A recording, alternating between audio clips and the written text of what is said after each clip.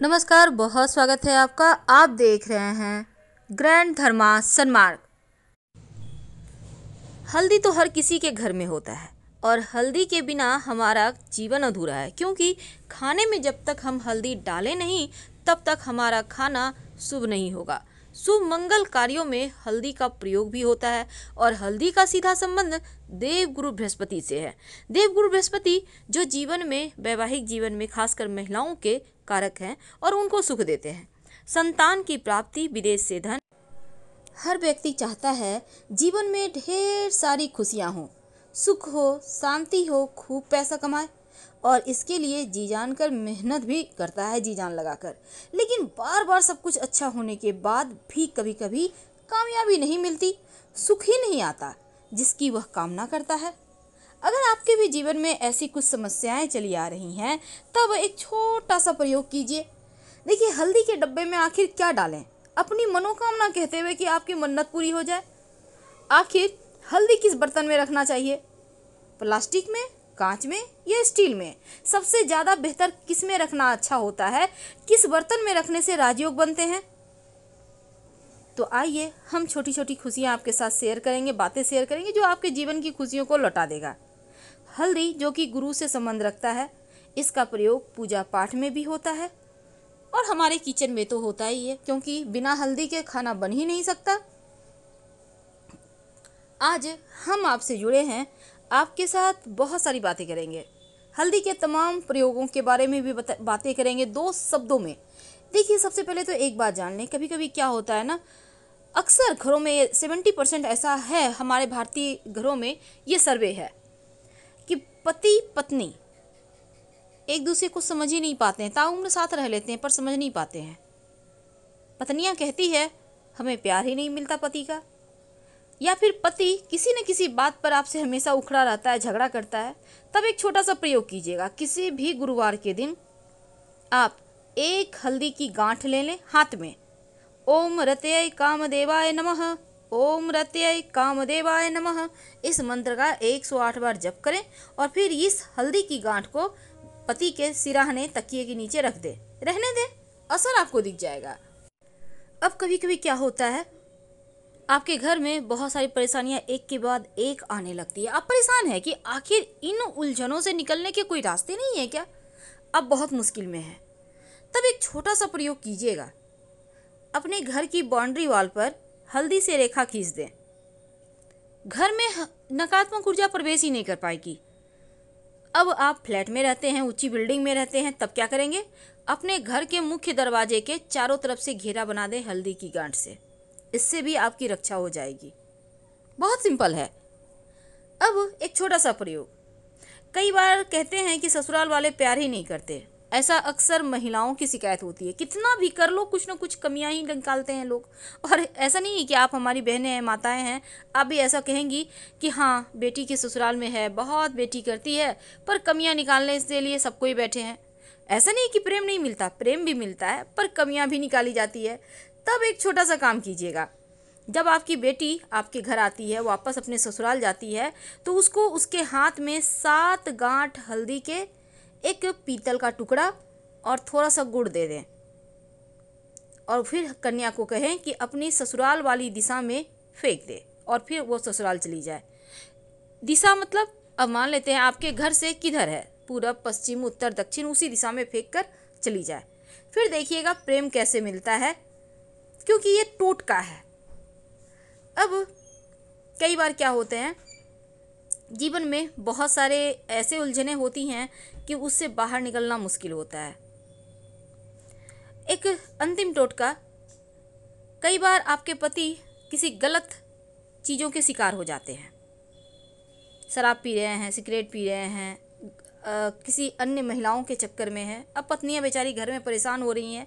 तब ऐसे में एक छोटा सा काम कीजिएगा। 11 हल्दी की गांठ एक लाल मौली धागा या लाल पीला मौली धागा में लपेट लें। पति के ऊपर से 7 बार उतारकर बहते हुए जल में प्रवाहित कर दें। अब ये प्रयोग आपको किस दिन करना है? शनिवार के दिन। 8 शनिवार कीजिए। अब बहता हुआ जल ना हो तब किसी भी पास के मंदिर के सीढ़ी पर रख दें या पीपल के वृक्ष के नीचे रख दें।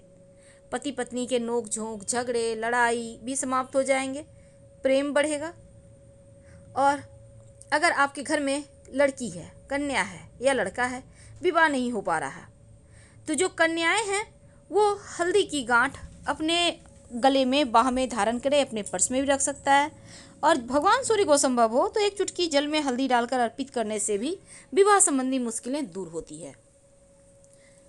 तो ये तो थी हल्दी के कुछ खास प्रयोग। लेकिन क्या आपको पता है, अगर आप नियमित रूप से अपने घर में आपके जो दूध रहते हैं, दूध में एक चुटकी या उससे भी कम हल्दी डाल दें तो बरकत बढ़ जाती है घर में।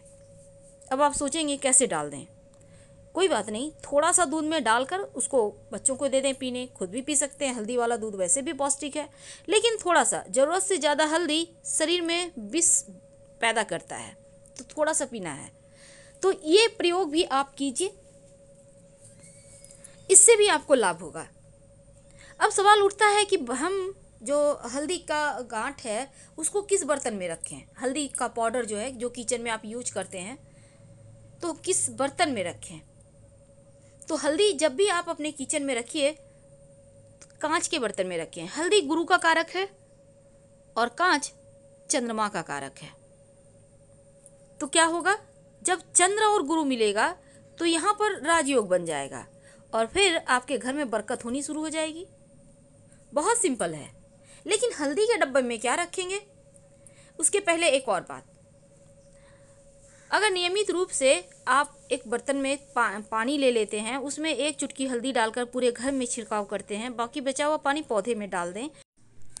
और अगर आपका बृहस्पति यानी गुरु कमजोर है तो पीले हल्दी को बांधकर, पीले हल्दी की गांठ यानी साबुत हल्दी को पीले धागे में बांधकर बाह में या गले में पहने। शुक्ल पक्ष, किसी भी महीने की शुक्ल पक्ष की गुरुवार की सुबह ये पीले पुखराज रत्न के इतना ही कार्य करेगा। और 6 महीने के बाद आप इसको निकालकर मिट्टी में दबा दें और फ्रेश पहन लें। और ये बृहस्पति को मजबूत करता है। हल्दी धारण करने से आपका गुरु मजबूत होता है, करना चाहिए, इससे मुश्किलें कम होती है। पर दान कहाँ करेंगे? देखिए, पास के मंदिर में आप हल्दी रख कर चले आइए। अब शिव जी के मंदिर में नहीं, माँ पार्वती के मंदिर में आप रख सकते हैं, आपकी वाणी मजबूत होती है। लेकिन एक और बात जान लें, किसी भी गुरुवार के दिन एक छोटी सी डिब्बी में थोड़ा सा हल्दी ले लें और उसमें आपके घर में जो भी सोना पड़ा हुआ है जिसका यूज नहीं है, टूटा फूटा हुआ भी चलेगा, एक छोटा सा टुकड़ा आप उस हल्दी की डिब्बी में डालकर उसको संभाल कर पूजा स्थान पे या धन के स्थान पे रख दें। धन बढ़ता चला जाएगा, क्योंकि सोना माँ लक्ष्मी और देवगुरु बृहस्पति हल्दी दोनों का जब मिलन होगा तो जीवन में सोच लें कि कितनी खुशियाँ आएंगी। अगर कोई बड़ी मनोकामना है, लंबे समय से पूरी नहीं हो पा रही है, तो हल्दी एक बर्तन में घोल लें पानी के सहारे। पास के किसी भी पीपल के पेड़ पर इस घुले हुए हल्दी से अपनी मनोकामना लिखें और फिर बिना पीछे मुड़े घर आ जाएं। एक छोटा सा प्रयोग, आपके घर में गोल्ड होगा, सोना टुकड़ा टुकड़ा यानी मान लेते हैं नोजपिन है टूटा हुआ है, अंगूठी है टूटी हुई है, कोई भी टुकड़ा या अच्छा ही सोना है आपके पास, तो उसको हल्दी एक डिब्बी में रख कर उसमें उस सोने को रख कर छिपा कर रख दें अपने तिजोरी में ही। देखिए कैसे धन बढ़ेगा। लेकिन दूसरी तरफ अगर आप हल्दी के डब्बे में लाल मिर्च, छोटे छोटे लाल मिर्च ले लें, सूखी हुई, कम से कम 5 या 7, अपनी मन्नत कहते हुए उसमें रख दें। जब मनोकामना पूर्ण हो जाए तो इस लाल मिर्च को निकाल लें और इसको आप चाहें तो सब्जी में डाल दें या फिर कहीं मिट्टी में दबा दें। वैसे आप इस हल्दी के डब्बे में अपनी विष कहते हुए लाल मिर्च आपको रखना है। दूसरी बात, नकारात्मक ऊर्जा से भी बचेंगे और जब लाल मिर्च इसमें जाएगा तो जीवन के संघर्ष कम होते हैं। वैसे हल्दी के डब्बे में 2 लौंग भी डाल कर रख सकते हैं, इससे भी आपके जीवन की मुश्किलें कम होंगी। लेकिन नमक और हल्दी एक साथ कभी मत रखें, यानी नमक यहाँ पे रखा है तो हल्दी थोड़ा अलग हटा के रखें, ये बहुत ज़रूरी है। वरना बेवजह घर में झगड़े, लड़ाई, डिप्रेशन की समस्या पैदा होगी, तकरार होगी, तनाव बढ़ेगा। और अगर आप अपने घर के मुख्य दरवाजे पर हल्दी से स्वस्तिक का निशान बनाते हैं तो नकारात्मक ऊर्जा प्रवेश नहीं करेगी, घर में रहने वाले सुखी, संपन्न और मस्त रहेंगे और जीवन में खुशियां भी आती रहेंगी। ये तो बहुत सिंपल प्रयोग था जो हल्दी से आप कर सकते हैं। लेकिन हल्दी के डब्बे में जो लाल मिर्च डालेंगे, छोटे छोटे चुन के सूखे हुए लाल मिर्च डालना है आपको, इस बात का याद रखिएगा। हम क्योंकि यहाँ पर देखिए अब बहुत सारे महिलाएं कहेंगी मेरे पास तो प्लास्टिक के डब्बे में हल्दी है, कोई दोष है? नहीं, दोष बिल्कुल भी नहीं है, ना ही स्टील के डब्बे में रखने से दोष है। लेकिन अगर आप कांच में रखते हैं तो इसके महत्व ज़्यादा बढ़ जाते हैं, इसके बेनिफिट मिलेंगे। फिलहाल विदा लेंगे, धन्यवाद।